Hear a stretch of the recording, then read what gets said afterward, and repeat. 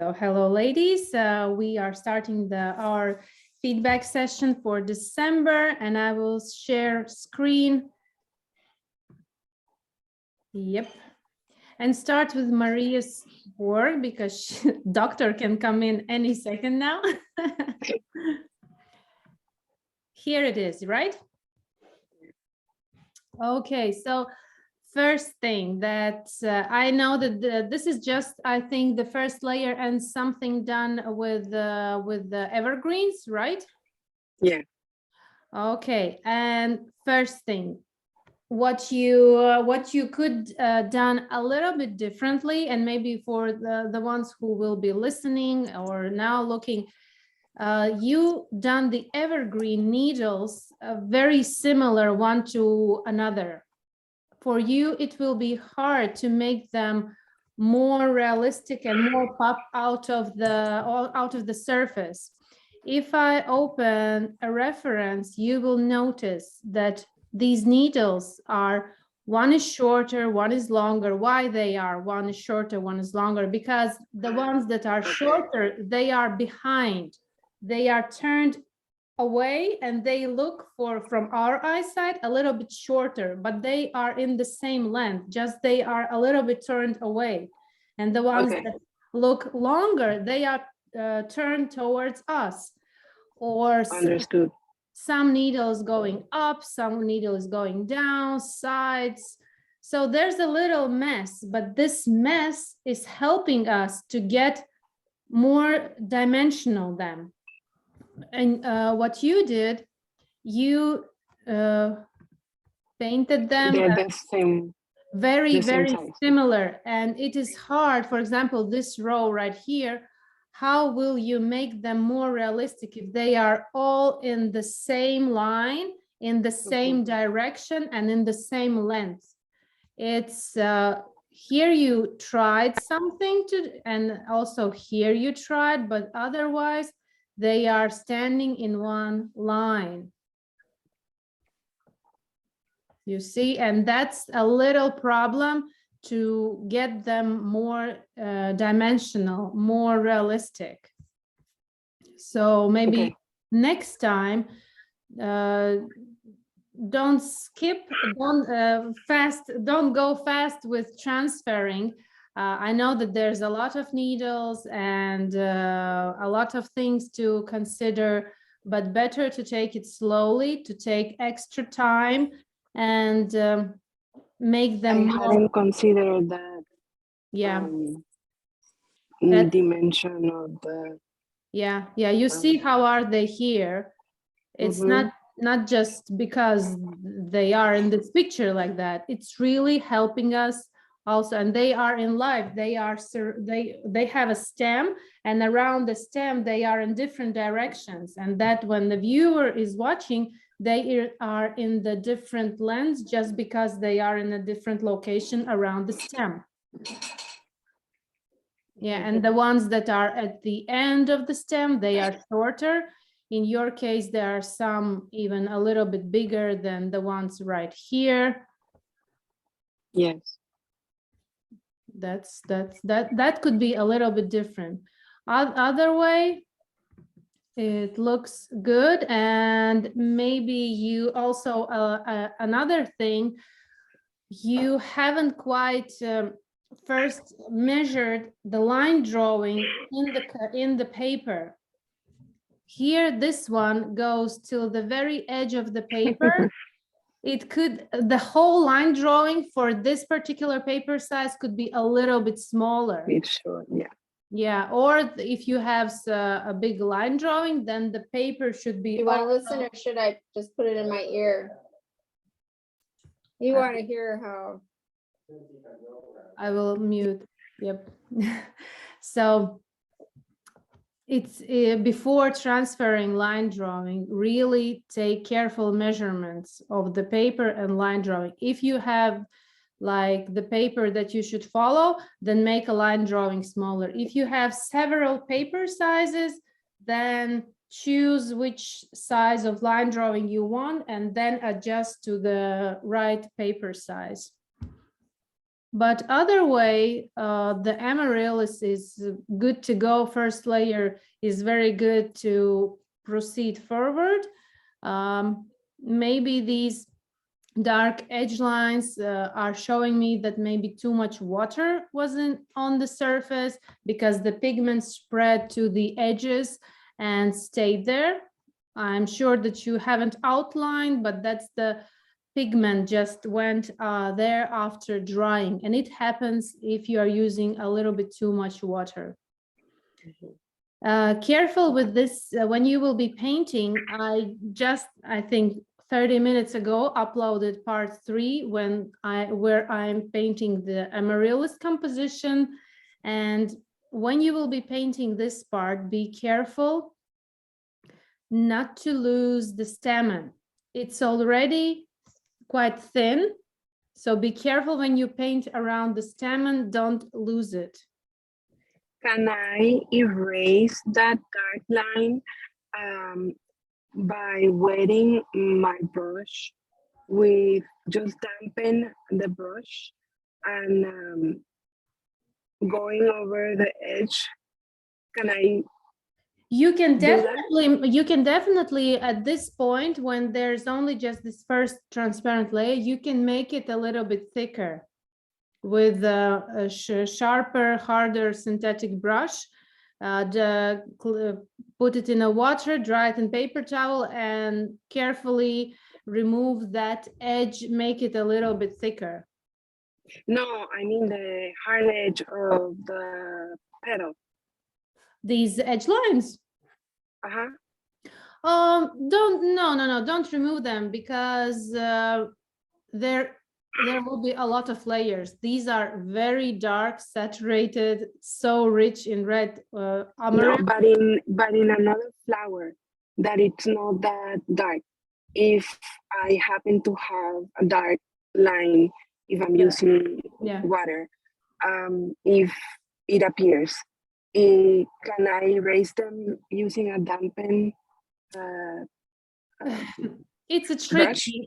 tricky. You can. It really depends on the paper. You can definitely try. What you can do, you can add water around on that line, put the paper towel and lift it out and see if the paper Okay. is absorbing some of your pigment, then you can do that. But first you apply water, put the paper towel, a little bit, press it, remove it, then wait for the paper to again dry. Then you can repeat until you see that the line is lighter. Not rubbing the paper. Okay. Yeah. Don't rub the paper. Don't do layer after layer. Give the paper time to dry and then repeat. Thank you. Yeah. And Wendy, do you want to ask something? You need to unmute yourself. Yeah, thank you. Yeah, Maria, you had mentioned that you have trouble painting with reds, or reds don't like you. And I had seen some other YouTube artists saying the same thing. And my question is, are there specific red paints that No. you, And I mean, by specific manufacturers? And what is the trouble that you have? No. I only use Daniel Smith paints. And I found that I am heavy-handed, but I've learned with time, because I paint every day, trying to get I know. trying to get brush miles, trying to get there. Yes. To get practice and to get Yes. practice with with water and to control everything and not to rely on on on on other persons how do you say mixing colors. Now I'm just seeing a picture and trying to say to what colors are they using. Mhm. So I just hung up to the doctor, whatever. Mhm. Um, Excuse um, me, can I ask another part of it? The other part of my question was, what is the trouble that reds give you? because I was super heavy-handed. I was using too much pigment. I was not Mhm. using, I was not layering Mhm. softly. So it began as pink. I was not seeing red. And my eye was seeing pink. And I was seeing, it's like I was trying to paint strawberry. And I was Mhm. seeing pink. And in my Mhm. mind, a Mhm. strawberry was red. So Mhm. I was getting frustrated. Why Mhm. I am getting pink if I am applying red? And I was trying to get it fast until Mhm. it clicked in my mind. Mhm. I must let it dry and put Mhm. another one on top, Mhm. let it Yes. dry, another Mhm. one on top, and on top until it popped Mhm. and volume appeared Mhm. and my strawberry Mhm. really I have it at home. I don't Mhm. I haven't sent it in. It it it looks real. Mhm. Mhm. Mhm. So I learned patience. I Mhm. learned that I need with reds that I need first the patience. That Mhm. I need to learn how to layer, Mhm. and that I need to. Reds are powerful, Mm. so a Uh-huh. little goes a long way. Uh-huh. Uh-huh. Mhm. So Mhm. that's why I say that reds don't like me. Thank you very much for your answer. That's Oh, very you're helpful welcome, for me. and that's why when Christine says, there's one video or one short in her Instagram that I Mhm. love, that she says, "How did I got here? Practice, practice, practice." She's right. Yes. Yes, I am just starting learning how Christine paints. And yes, I have much, much, much practice that ahead of me. Yes. And so what you said is a very useful for helping me. I appreciate your answer. Thank you. Oh no, anytime. And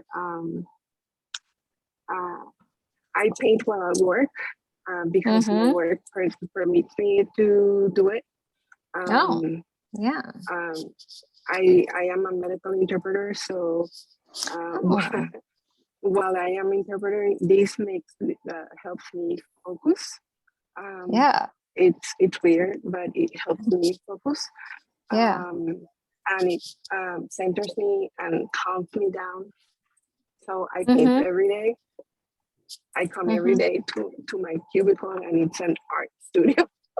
That's what That's I have at wonderful. home. That's wonderful. Amazing, amazing. Yeah, with reds, it's very tricky. This is a very strong and saturated pigment. And Mm-hmm.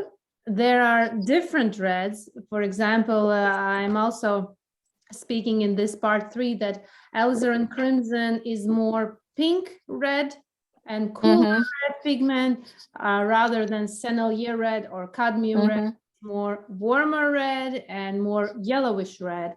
And when we place them both side by side, we will see the difference. But again, this is a mhm. very super saturated pigment, and Daniel Smith has watercolors very rich in pigment. So Mhm. really careful, very diluted with water until you have the right consistency. And if you go straight with very saturated, dark red watercolor mixes, it will look dull. It will look, the paper will not be able to absorb any more pigment even after drying. It's so rich in pigment, so really need to be careful with that. Different pigments are different in the richness of pigment inside of them, so it's very, very tricky and asks more patience and practice until you start to notice these changes. For example, manganese violet is a very Mhm.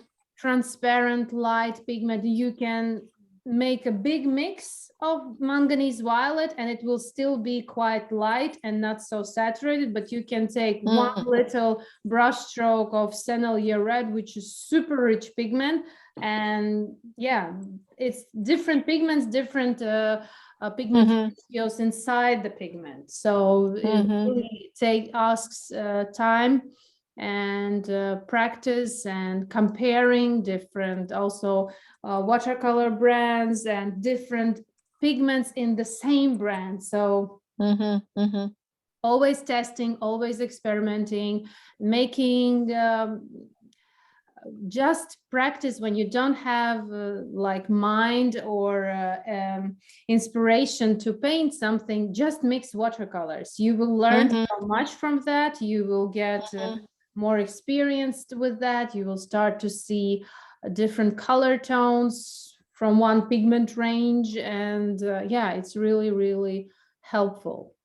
Mhm. Mhm. So, Yeah. yes, I don't know where's my video. I cannot see the video.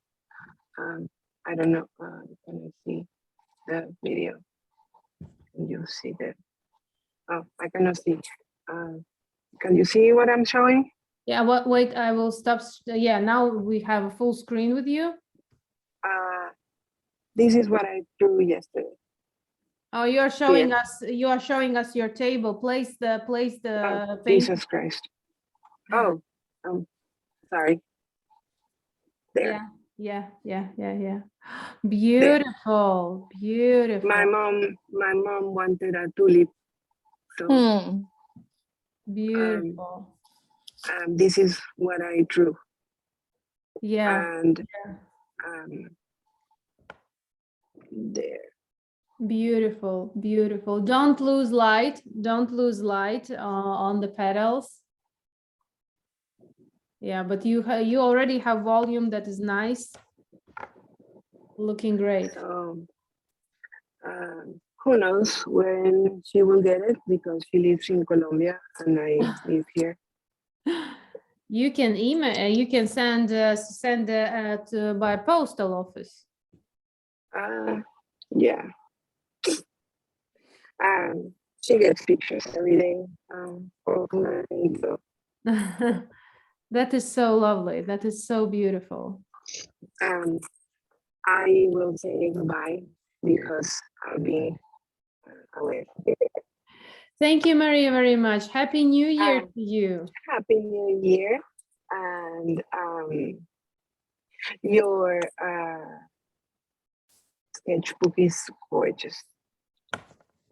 Thank you. Thank you very much. Thank you, Maria. It was so lovely to see you. And Yes. take a look at part 3, and you can paint amaryllis and continue with big painting. Yes, ma'am. And Merry Christmas and Happy New Year to all of you ladies. Bye. Thank you, Maria. Bye-bye. Okay, we can continue. I will share screen. Yep. Okay, so we can continue. What I have next? I have this also a big Christmas painting, which is sent from one student and is already finished. She went further and did it herself, which is also amazing. And here you can see that the evergreen needles are all in the, not all, some are in different directions. Maybe not the best quality for the picture but I can see some things that I can point out. For example, these needles don't have such a long attachment to the stem. I would suggest slightly make the needle part a little bit longer so it connects to the stem. Yeah, and here they are more looking like very, very small leaves, not needles, but more like leaves. So be careful with that. And they are not so super wavy. They are some, if I open the reference, needles. No. Oh, yeah. Needles are very straight because they're pointy and they are a little bit sharp. They can a little bit bite you. And here we have needles that are more wavy and they look softer. They look more like leaves. They don't look like needles. They more have a view of leaves. So be careful with that. Maybe you can make some of these needles more straighter, more, let me move this one. Some that are a little bit thinner, make them more straighter, remove that waviness. For example, this one here can be more straighter, this one.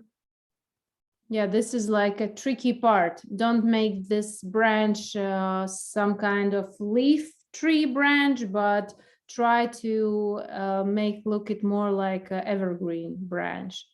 But still, they are painted very differently. That's the point here, and that is helping to achieve this realism. About the amaryllis, very good saturation, very deep color, maybe a little bit more careful with outlining edges. We don't need to outline edges in order to separate. For example, this petal and this petal, you separate it with the line, but we need to separate. Let's, oh, sorry, can't move this right here. Let's open the reference and see how these two petals are separated one from each other. They're not separated with line, they're separated with the shadow area of this petal. This one is a little bit lighter and this one is a little bit darker. And they are not separated with the dark line like here.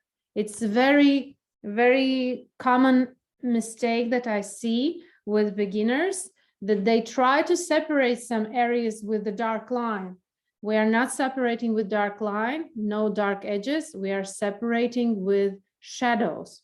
Let's look here. For example, this one area right over here. How it is separated? With a little cast shadow area.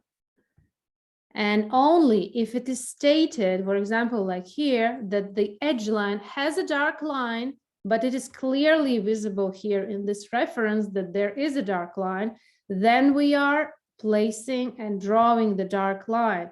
And it should be very, very thin to make it look realistic. We're not adding dark lines where they aren't. Let's have a look. And here we have, yes, a dark line. That's correct. That is completely okay. But this is like, we need to separate with the shadows. Then something happened with this area, why it is much lighter. It's even a little bit darker.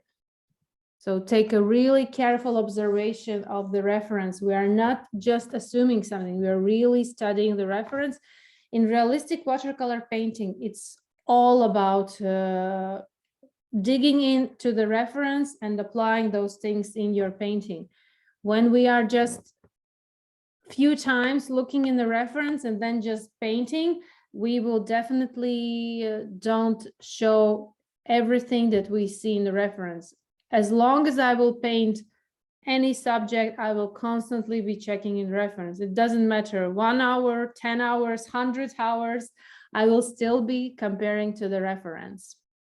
That's like a very important part in realistic painting.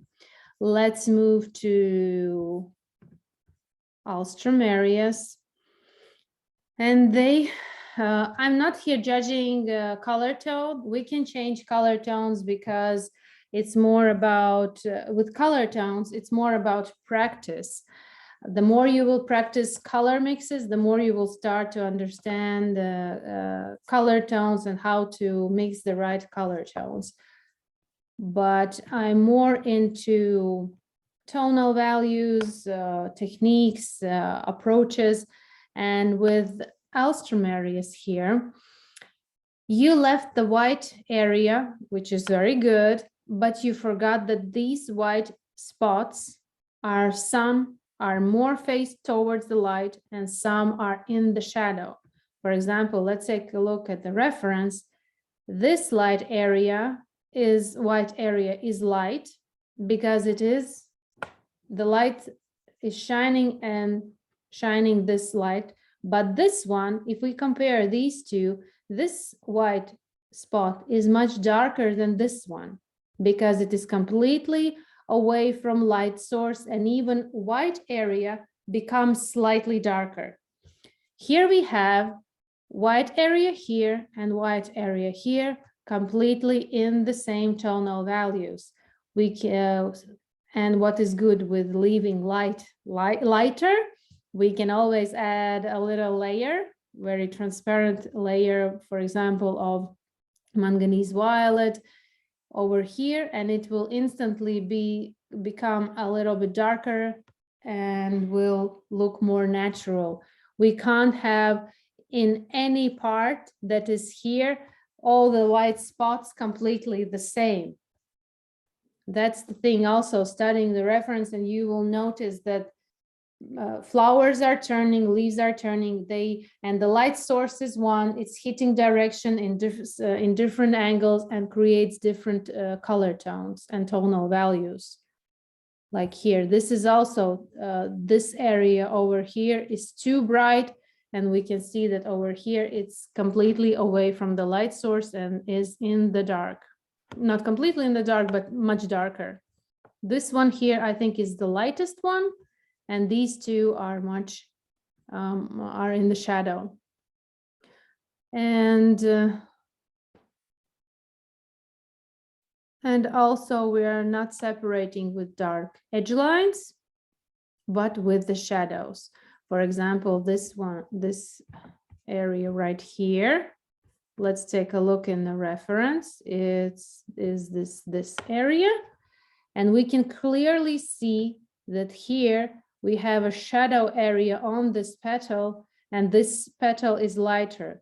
So this is lighter, and this one here should be a little bit darker. That's how we are getting and separating those petals or leaves or whatever. We are not separating with dark edge lines. And right over here, we don't need any dark edge line here. There's no dark edge line here. You see? Let's move it a little bit, zoom it closer. No dark edge line, maybe a little bit right over here, but not completely around the whole, and not here. For example, here, but we don't need a dark edge line. And I think also a little bit too saturated watercolor mixes have been used here. So be really careful with even the very dark and saturated subjects like this amaryllis. We still need to keep the lightness of watercolors. If we go too dark, too saturated, we can end with heavy looking painting. That's what does really saturated and rich pigment on the paper. It loses the lightness of the medium and becomes very, very heavy. but still this is like super advanced painting, and I really wanted to challenge you who wanted to be challenged, and I also challenged myself after painting the whole year separate subjects like leaves, petals, flower heads, buds. It's so important sometimes even for an art teacher or anyone else to challenge yourself. How are you with more complex compositions? And this is really advanced level, and I'm so happy to see that few of you, for now I see only few of you really challenged yourself to go ahead and paint this big painting. Okay, we can move forward for the next one. After very dark and saturated amaryllis, this is like fresh air coming towards us. Opening the reference. This for the student is the second attempt, and it's painted without the tutorial, just looking at the reference. And I'm so happy to see that you are also, this is like also challenging yourself. See the tutorial maybe once, do it with the tutorial, and then do it again, but on your own. That is amazing. This is like level up. And a few things to notice is, I zoom a little bit closer. I would go a little bit more with adding a layer over here and over here, making it separating again, not with dark line. We're not separating with dark line, but with a layer, with the shadow area. This area right over here, without not losing the lighter part, this area over here can be darker. We can see here clearly it's much darker. And again, this one area right here is also much darker. This one here is good, but I would also add here a little bit more darkness. I really like the stem, which is done, as I always recommend, spend as much time for the stems as you do for the flowers. It's also the part of the composition. Maybe it looks smaller, but it doesn't mean that it's lesser important. And I can see that there's so nice brush strokes done right over here, and added pink pigment. Wonderful, amazing. Maybe I would love it would be a little bit darker. We can see that this whole big rosebud is covering the stem from the light source that is shining. It's completely in the shadow because the flower is blocking the light. And here we can see clearly that it looks like the light is coming from here. Let's move it a little bit away.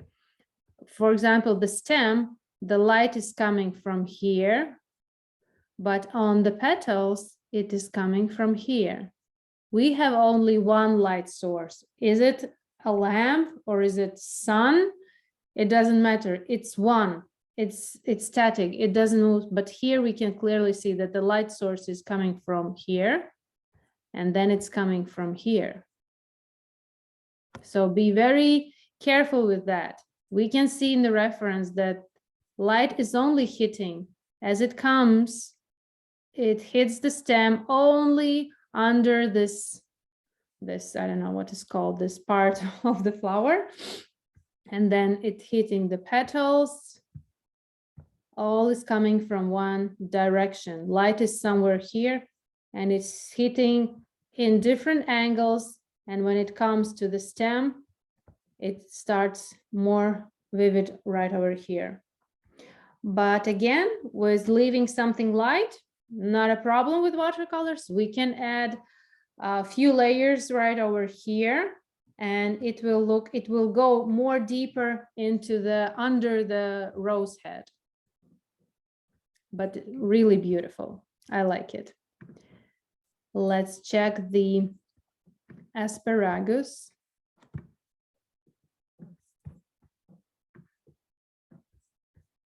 Okay.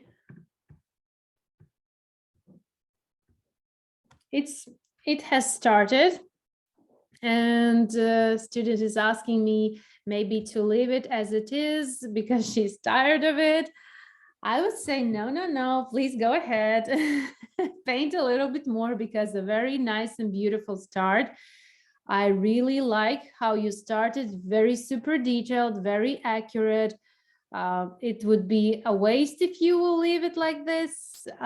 Please go ahead and add shadows a little bit more right over here, especially in those, this one right here. As we can see, it's in the shadow. Also, this part, you beautifully left the white edges around, but one edge is towards the light and the other one is in the shadow. So we need to separate them. This one leave as it is and add some transparent layer right over here, and it will instantly looks like it is turning away. Also, this little line right here should also be in the shadow. Notice right here, you see, this is light and this is darker. You have light and light, but no problem with light. You can make it a little bit darker. That's amazing. It would be hard if you would paint it all dark, and then I would say, oh, we can't get the light anymore. But as it is light, you can add shadow here. Also, this one I think could be also slightly be darker, a little bit darker. I guess this one is started and haven't been finished. Shadow right over here, and this one is darker. When we have more than one subject, we are comparing them one with each other. For example, let's compare these two. And on the reference, when we have, we see that this is clearly darker than this one. In your case, these both are completely the same in tonal values. So we need to make this one darker and this area right here darker. Leave this area as it is. It's completely okay. But this area right over here is darker. So when we have more than one subject, we need to compare them one with each other. Oh, come on, make it small. Oh, yeah. So we need to compare how this one is compared to this one to this one. We can see from these both that this asparagus has shadow area right over here, but this one has a little bit wider the shadow area.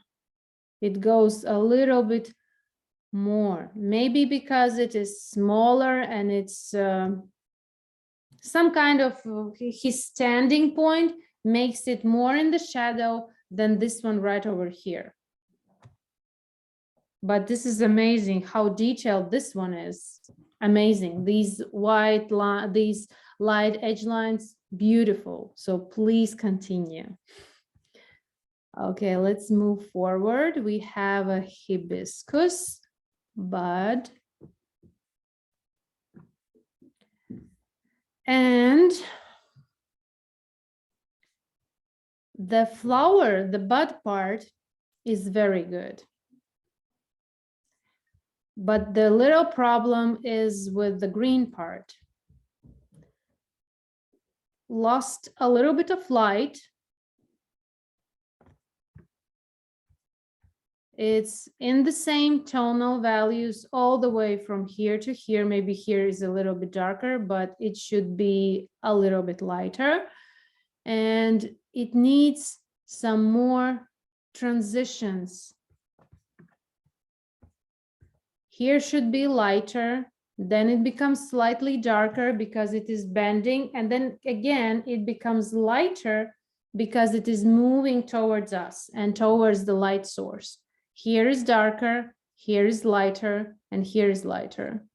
You lost light and you also lost some details.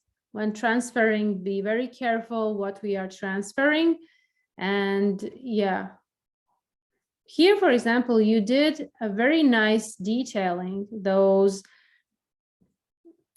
petal veins and shadow areas and folds, but somehow you lost enthusiasm with the green part.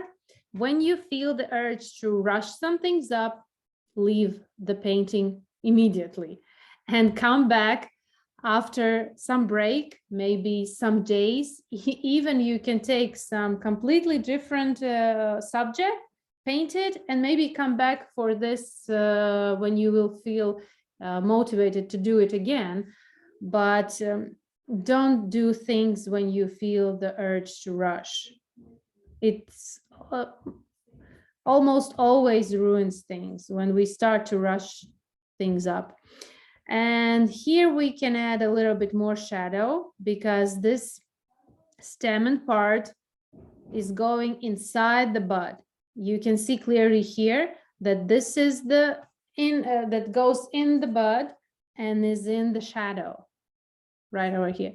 Here we have all the same intonal values as it is here and as it is here. So make a little bit darkness right over here. Okay, let's move forward, but still it's very beautiful and very looks gentle. I like the very smoothness and lightness of the flower and all those folds. But again, this greener part. And remember, as I told you, that we can really, really super carefully paint the flower part and then quickly rush the stem. And what happens? This stem will catch all the attention. It's how our eyes are working. It will catch our attention and move away from the beautifully detailed painting part. I don't know, that's how our eyes are working. It's not my thing. Then we have this one. I don't remember where's the reference, but I can say, Wendy, do you want to show us? The reference? No, I saw that you are showing the paper. Oh, well, this is just my painting in progress here. Yeah, you did it a very big one. You Yeah, I expand. Yeah. So this was for I wanted to practice the fine brush strokes because I always have trouble with them. Yeah. And so I chose this one. And also I don't have much time because I'm very busy with my family. So let's see, how does that go? I'm trying to get this the same. Is this the same? Okay, so right next to this petal right here, I have a very specific question. Yeah. So right in here, I was trying to put shadow, like I got some shadow over here. This one? And some over here, but when I started here, my paint was too watery and I painted and then it lifted off all of the under layers. And let's see. Yeah, right here. Yeah. It lifted up all the under layers and then I let it dry and I tried to paint the lines over it, but it seemed like after it had lifted off before that, I couldn't get the lines and it kept, I don't know, getting muddy or something. Yeah. And so then I just used a more saturated paint. I was getting rushed. I should have stopped. Anyway, I added more saturated paint. And so now I have two questions. Number one, I don't know why it was lifting off like that. So this is your sketchbook paper, and it's the Magello Red Violet paint pigment. I hadn't used, this was the first time I had used that particular pigment. I have your set of paints. Yeah. And so I don't know, does that paint tend to lift off? Is one question. And the second is, Not sure how I'm gonna lighten that now so I can go back to trying to get the proper tonal value in there. Mhm. If you have any tips, I don't know. Okay, I will open the, so first of all, why the pigment sometimes is when we are adding another layer and it's lifting out when we are placing other layer. It's strange, Yeah. but it happens. First of all, when the layer underneath is already very rich, many layers or very saturated, the pigment Yes. already paper sometimes can't receive if there's too much pigment in that particular area and paper can't receive anymore with, and you, for example, are painting with a synthetic brush Yes. and maybe too watery, you Yes. rub the paper surface and pigment will lift out. I'm also talking with this the same issue in my last part of this big painting with the paper, the Amaryllis. I'm also saying that be very careful with the dark areas when you are placing another layer. If you will rub too hard, you will lift out eventually the pigment, and that will look like a hole.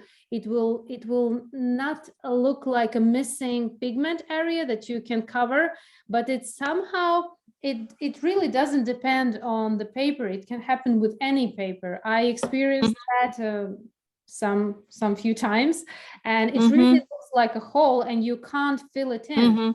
Maybe Right. with little brush strokes when it's completely dry, only in that particular, you do like a little stippling, not with the brush strokes, but you try to fill that particular little area with the pigment. But yeah, it can happen when the surface maybe haven't dried completely. Also, that can happen. And if it's too saturated. Okay, it must have been too saturated because it was definitely dry because I had let it dry overnight. Oh, yeah. And it's very dry here in San Diego, so it was definitely dry. Yeah. So it must have been, like you said, yeah, I got that hole. Okay. So is there anything I can do now to lighten?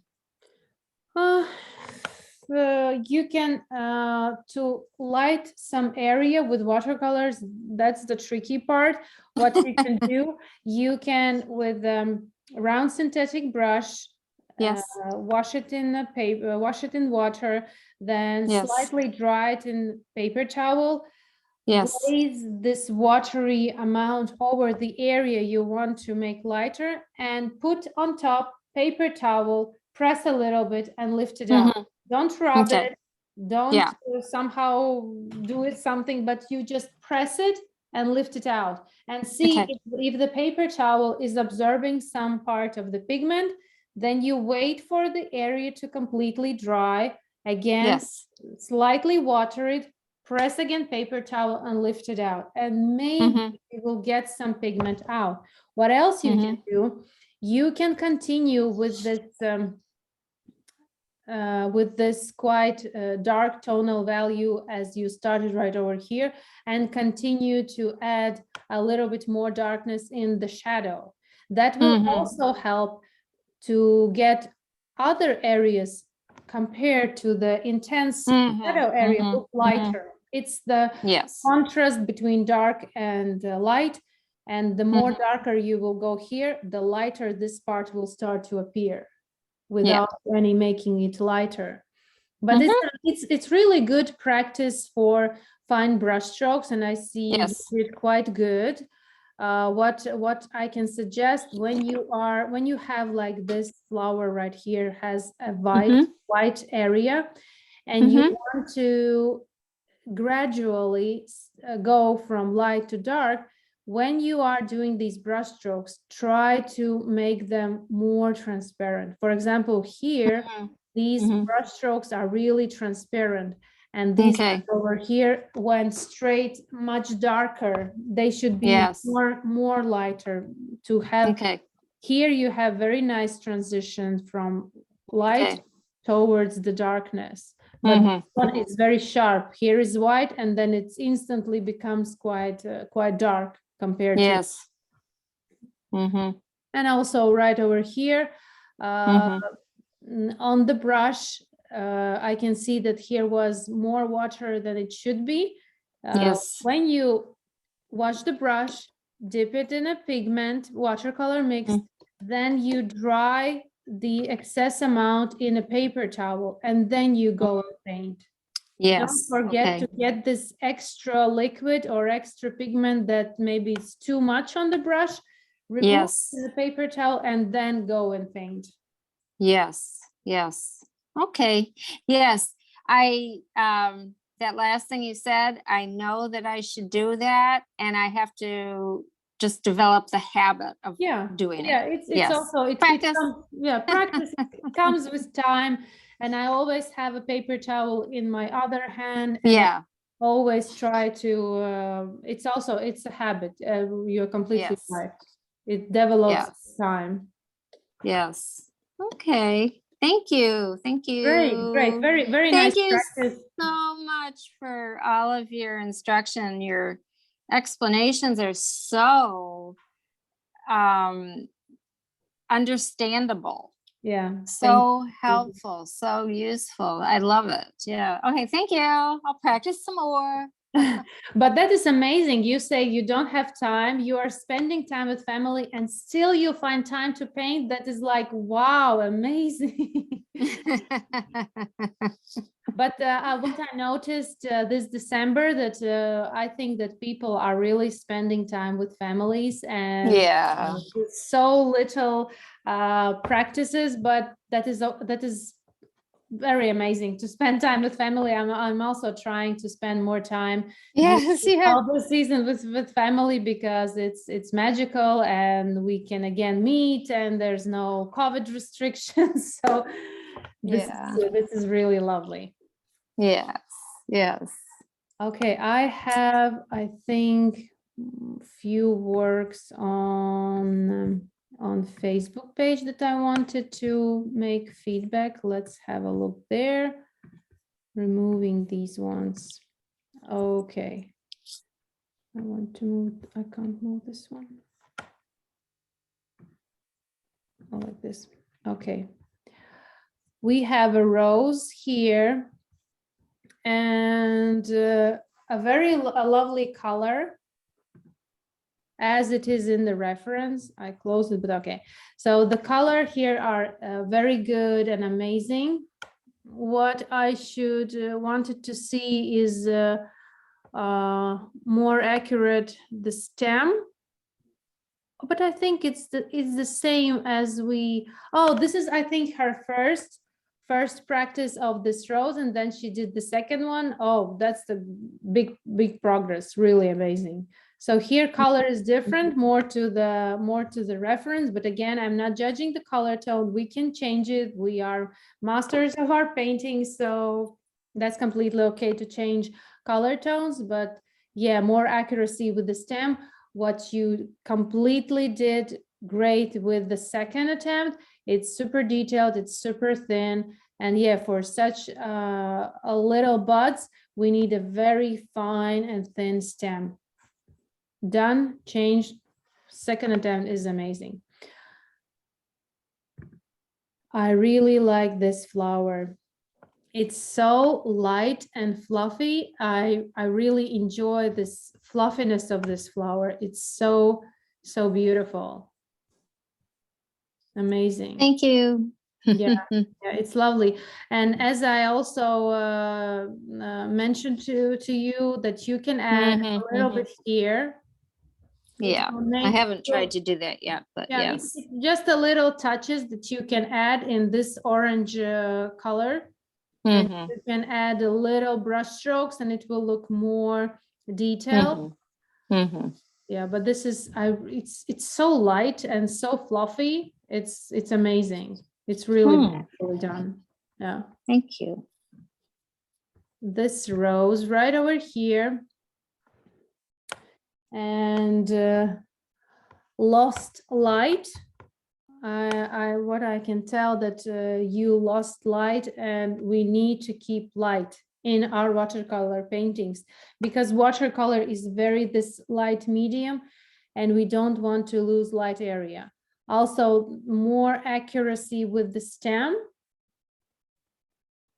And yeah, the light is like one of the very important parts in realistic watercolor painting. And the petals that are in the shadow should be darker, because if we look at the whole painting, we will see that all these petals are in the same tonal value, but we need to separate them. We need to make them, one is further, one is closer, one is turned there, one is turned that way. And some is more towards the light, and some petals are completely away from light source and are in the shadow. These two are completely dark, as I remember from the reference. And this part is also dark. This is light. Then leave this as they are light, but add more darkness to the areas that are in the shadow. Here we can also see practice of this flower. Oh, okay. Yes, more finer brush strokes. This is tutorial amazing for practicing brush strokes. It's really it's a very simple flower head, but you can practice those fine brush strokes and more finer brush strokes. The more you will do this exercise with fine brush strokes, the better they will become. And that is amazing that you are doing and practicing and be more. Again, a little notice about dark edge lines. We are not separating petals with dark edge lines. We are trying to add shadow. For example, if there are two petals, one is darker, one is lighter, and they are separating visually with each other with the tonal values, not with dark edge lines. Also here, we need to separate with the shadow, And that's it.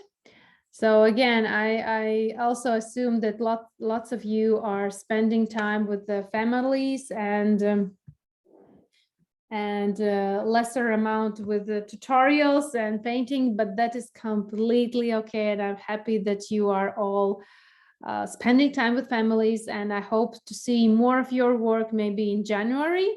And yeah.